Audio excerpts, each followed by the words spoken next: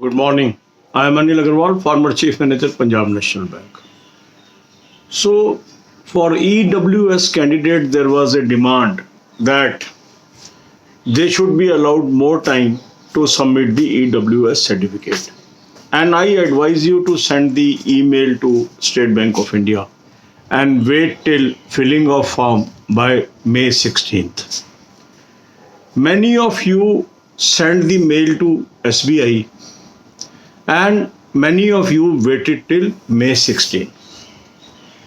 On 15th of May, SBI decided to modify the clause of EWS certificate submission. Instead of up to last date of submission of form, now they have changed it up to date of documentation.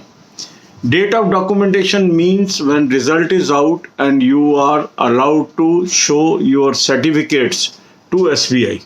So now you have sufficient time. So the people, those have waited up to May 16, they could fill the form under the EWS category. There is no issue with them. But there are many candidates, those filled the form before 15th May. And since they were not sure about getting this form by 17th May, they filled under general category. Now these candidates are awaiting what to do. When this modification came, I advise you to wait for some days because SBI might give you a option of edit. We have waited till today. They have not enabled any edit option till today. Now today and tomorrow are 2 days to fill the form and there will be rush on the form also. So now my advice is take your call. Either you can wait if you want to wait, and if you don't want to wait, fill the form under EWS category. Now they have modified that clause also in the application. Whether you are in possession of the certificate or you will produce at the time of documentation. So accordingly you can say yes there and fill revised form. Last form is always accepted and the preceding forms will automatically get rejected. And some people may be having confusion whether we should use the same ID or mobile number. I think it should be, you can use the same because in clause number 16 of notification, they have clearly stated in case of multiple application, the last application will be treated as valid. So there should not be any worry on that score because they have already given this clarification in writing. So once State Bank clarifies something in writing, we have to rely on this. So we will recapitulate the points. The people, those have applied under general category and want to avail benefit under EWS, they can fill fresh form under EWS certificate, and then the second form that you will fill now onwards will be valid for you. That is as per the notification, because in notification, read item number 16. There they have mentioned what is the fate of multiple application. If a person fills more than one application, last application is treated as valid because there is no edit clause. So correction can only be done by putting a fresh application.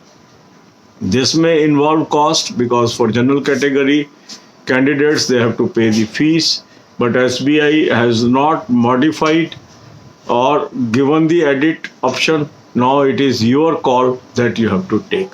So God bless you all. अब यही बातें हम हिंदी में करेंगे. जब notification आया था तो उसमें एक EWS का क्लॉज था कि आपके पास 1 अप्रैल 2021 के बाद का और last date of application submission की डेट तक आपके पास EWS सर्टिफिकेट होना चाहिए. अब इससे काफ़ी लोगों को दिक्कत हो रही थी, वो ये सर्टिफिकेट प्रोक्योर करने की स्थिति में नहीं थे.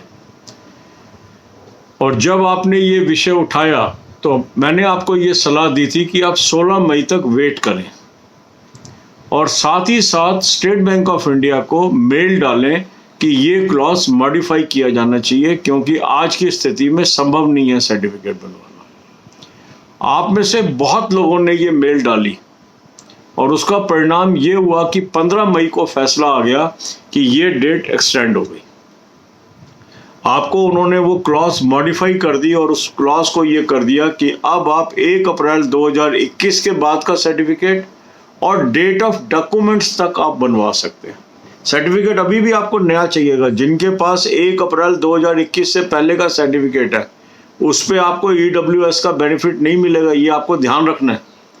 अगर आपको EWS का बेनिफिट लेना है तो आपको 1 अप्रैल 2021 के बाद की डेट का सर्टिफिकेट आपके पास होना चाहिए और वो इनकम आधारित होना चाहिए फाइनेंशियल ईयर 2020-21, दैट मीन्स 31 मार्च 2021 तक की इनकम पे आधारित 1 अप्रैल के बाद का बना हुआ सर्टिफिकेट होना चाहिए। ये बिल्कुल क्लियर है, इसमें कोई कंफ्यूजन आपको नहीं होना चाहिए। पर पहले आपके पास रिस्ट्रिक्शन थी कि लास्ट डेट ऑफ एप्लीकेशन तक आपको ये सर्टिफिकेट प्रोक्योर करना था। अब उन्होंने आपको परमिट कर दिया कि आप जब डॉक्यूमेंट दिखाने जाएंगे रिजल्ट आने के बाद तब तक ये सर्टिफिकेट बनवा सकते हैं। तो आपके पास अब सफिशिएंट टाइम है, तब तक हालात भी सुधर जाएंगे। तो अब इसमें मैंने आपको कहा था कि 16 मई तक वेट करना एप्लीकेशन डालने में। जिन्होंने वेट की वो तो अभी सीधा ही EWS का फॉर्म डाल रहे हैं क्योंकि मॉडिफाई हो गया क्लॉज, कोई उनको दिक्कत नहीं। पर आप में से काफ़ी ऐसे कैंडिडेट हैं जिन्होंने पहले डाल दी है एप्लीकेशन, जिन्होंने ये एप्लीकेशन जनरल में डाल दी और डालनी चाहिए थी EWS में।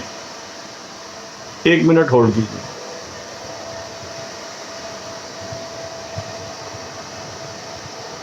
जरा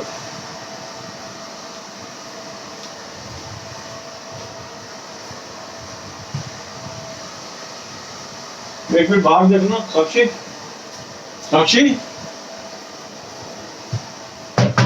जरा बाहर देख लो। भैया आ रहे हैं। पंचायत नंबर है ना, दूध लोगे अपना और भूल ही नहीं रहा। ठीक है, हो गया।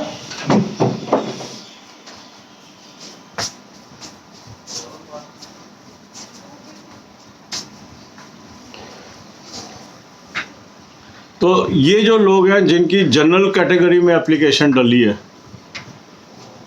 अब अगर वो EWS में डालना चाहते हैं तो उनके पास एक ही ऑप्शन है कि वो लोग नई एप्लीकेशन डालें, क्योंकि हम एडिट क्लॉज की वेट कर रहे थे, एडिट क्लॉज नहीं आया है।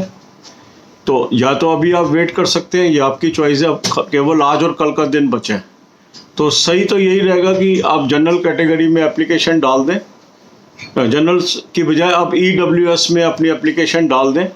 और जो आपने पहले जनरल में डाली हुई थी एप्लीकेशन वो ऑटोमेटिकली ख़त्म हो जाएगी, क्योंकि जो लास्ट एप्लीकेशन है जो आप EWS में डालेंगे वो वैलिड रहेगी।